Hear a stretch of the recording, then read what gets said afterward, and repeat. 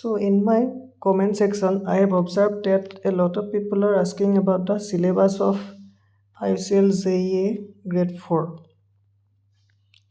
मैं उन लोगों से कहना चाहूँगा कि ये प्रोडक्शन का जो सिलेबस है ये एकदम फिक्स नहीं बोल सकते कि ये यही आएगा, ये ऐसा कुछ है ही नहीं। और इससे पहले जो IUCL वैकेंसी निकालता था उसमें 1 साल का एक्सपीरियंस मांगते थे। तो उसमें क्या होता है कि जो लोग अप्रेंटिसशिप करते हैं या फिर जो लोग किसी इंडस्ट्री में पहले काम कर चुके हैं तो उन लोगों को रिफाइनरी के बारे में पता होता था कि यहाँ पे जो जो इंस्ट्रूमेंट यूज़ होता है, ये पंप, कंप्रेसर, ये सब के बारे में उन लोगों को थोड़ा बहुत तो आइडिया रहता था। वाल्व, तो बहुत सारे सवाल इसी के ऊपर आते थे। और जो रिफाइनरी में अलग अलग यूनिट्स होते हैं, जहाँ पे मान लीजिए LPG बनता है, कहाँ पे पेट्रोल बनता है, उन लोगों का अलग अलग यूनिट रहता है। तो उन लोगों का जो केमिकल प्रोसेस है, एक केमिकल रिएक्शन भी होता है और पूरा प्रोसेस रिलेटेड जितनी भी बातें हैं उन सब के ऊपर भी सवाल आते थे। ये लेकिन पहले की बात है। लेकिन इस बार IUCL ने जो वैकेंसी निकाला है वो फ्रेशर्स के लिए है, मतलब कोई भी ये एग्ज़ाम अभी दे सकता है, कोई एक्सपीरियंस की ज़रूरत है ही नहीं।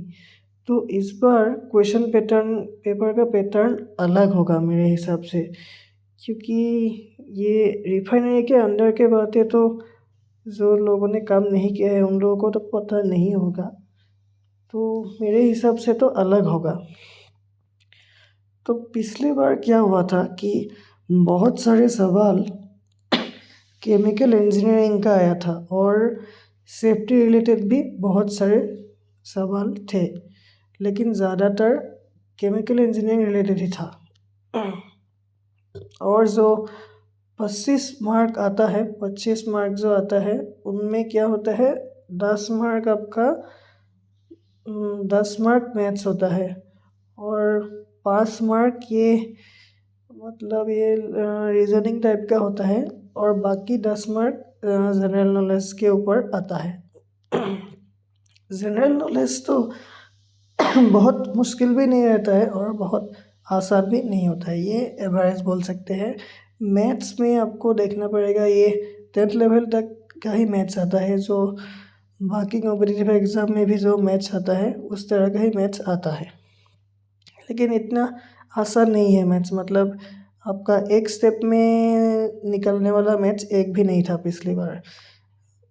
एक एग्जाम्पल के तौर पर बोल सकते हैं कि एक सवाल ऐसा था कि उसके लिए पहले हमको सिंपल इंटरेस्ट निकालना पड़ेगा, उसके बाद कंपाउंड इंटरेस्ट निकालना पड़ेगा, उसके बाद दोनों का डिफरेंस निकालना पड़ेगा। तो ये थोड़ा टाइम कंज्यूमिंग हो जाता है। जिन लोगों को मैथ्स करने की आदत है, तो दूसरे कॉम्पिटिटिव एग्ज़ाम के लिए प्रिपेयर कर रहे हैं, उन लोगों के लिए थोड़ा आसान होगा। लेकिन बाकी लोग जिनको मैथ्स करने का आदत उतना नहीं है तो उन लोगों के लिए थोड़ा मुश्किल होने वाला है। और देखा जाए कि तो केमिस्ट्री का क्वेश्चन इतना नहीं आता है। इस बार BSc वालों को भी पूरा ओपन देने का ये मौका मिला है। इस बार सिलेबस थोड़ा अलग भी हो सकता है, ये मैं बोल नहीं सकता, लेकिन आम BSc का सवाल तो उतना नहीं आता है। थर्मोडायनेमिक्स वगैरह का आता है और केमिकल काइनेटिक्स का भी आ सकता है, लेकिन आम तौर पे देखा जाए तो उतना केमिस्ट्री का सवाल नहीं आता है। ज़्यादातर केमिकल इंजीनियरिंग का रिलेटेड ही सवाल आता है। तो अभी बहुत लोगों का सवाल होगा कि हम लोग केमिकल इंजीनियरिंग कहाँ से पढ़ेंगे। तो मैं भी BSc से हूँ, मैंने तो बहुत चीज़ें अप्रेंटिसशिप करते हुए ही सीखा था और बाकी कुछ चीज़ें OP गुप्ता नाम का एक किताब आता है जो जिसमें मल्टीपल आंसर वाला क्वेश्चन ही रहता है, MCQ ही रहता है।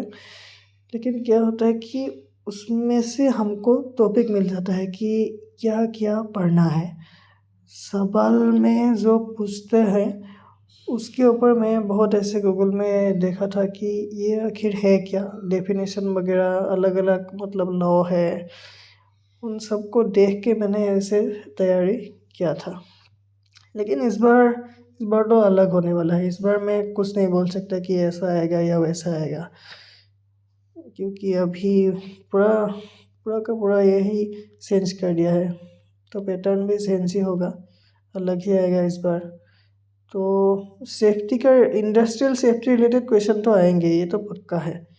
और इसके साथ साथ केमिकल इंजीनियरिंग तो आएगा ही, क्योंकि उसके अलावा कोई और ऑप्शन ही नहीं है। लेकिन बहुत सारा केमिस्ट्री का सवाल नहीं आएगा मेरे हिसाब से।